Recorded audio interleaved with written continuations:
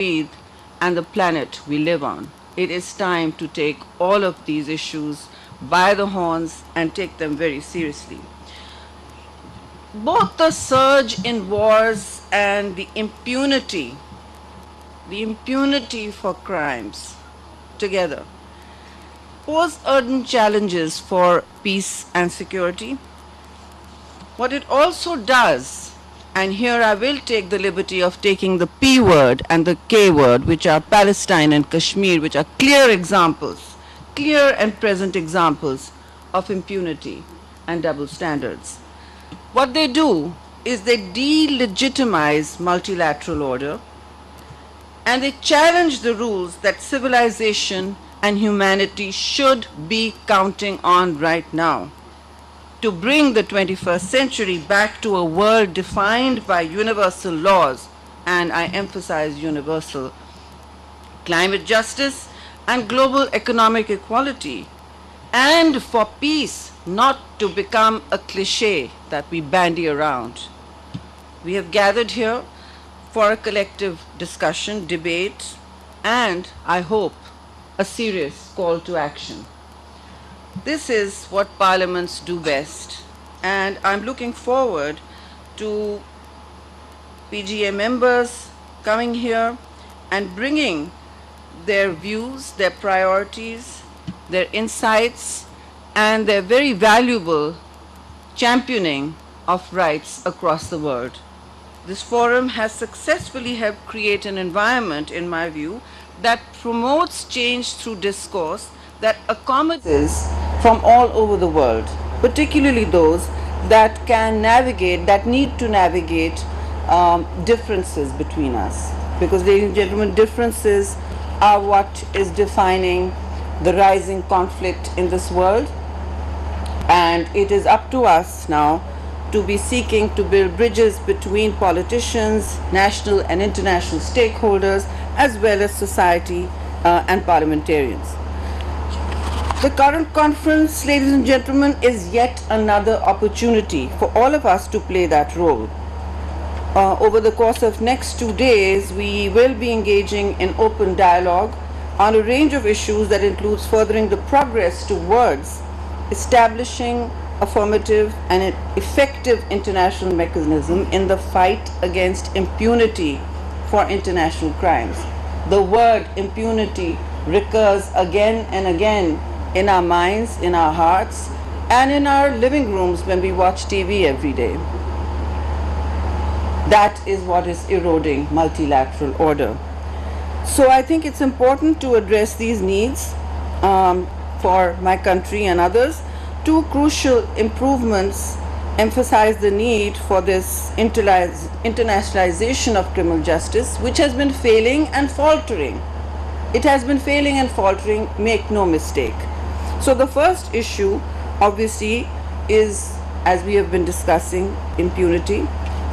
And it is coming about because there is no move to take action or punish international perpetrators in front of our very eyes. In fact, I think that we have seen such a rise, such an egregious surge in impunity, war crimes, and even conflict. We have more conflicts raging in the world today since the Second World War than ever.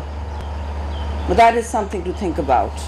Those conflicts are not getting resolved, and it is time for us to consider why there are double standards that now are taking over the world. First, it was a search for universal laws, but today that is certainly not the reality.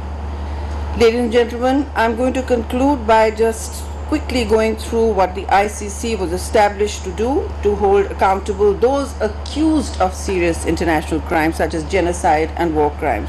Genocide again has come to the surface into our lives as a word again, as a reality again, in two of the zones I just mentioned recently, Kashmir, occupied Kashmir, Indian occupied Kashmir, and Palestine. Yet, we are facing serious challenges in gaining universal acceptance due to flaws in the international legal structure, and complaints and concerns about inequality in applying laws impartially, and with fairness towards states. Concerns over the ICC's jurisdiction remain, particularly regarding issues that pertain to domestic courts, and they have led to many countries hesitating about ratifying the Rome Statute. We must acknowledge that any attempt to do so, move forward in terms of territorial integrity and sovereignty, would not perhaps be acceptable to many states. So, what is our task ahead? Our task ahead is to look at ways in which universal laws can align suitably, effectively, democratically, impactfully with country laws that can move forward to free the influence and even the Security Council of power dictating how we proceed. That is what is happening in the world today. So these, based on our experience over the past 2 decades and the provisions of Article 13b and 16 of the Rome Statute, it is evident that the ICC lacks or needs independence due to the broad powers given to the Security Council to pick and choose. Now, I'm not going to take more time. We have many eminent speakers, 2 more before, and we have a long day ahead of us. So I just look forward to meeting with you all and a productive and rich debate and learning from each other, because that is the journey. That is the journey that all good parliamentarians are always on. Learning from each other, speaking to each other, and not at each other. Let us hope we can use these 2 days to align our hopes and dreams with what we have come here for. Thank you very much.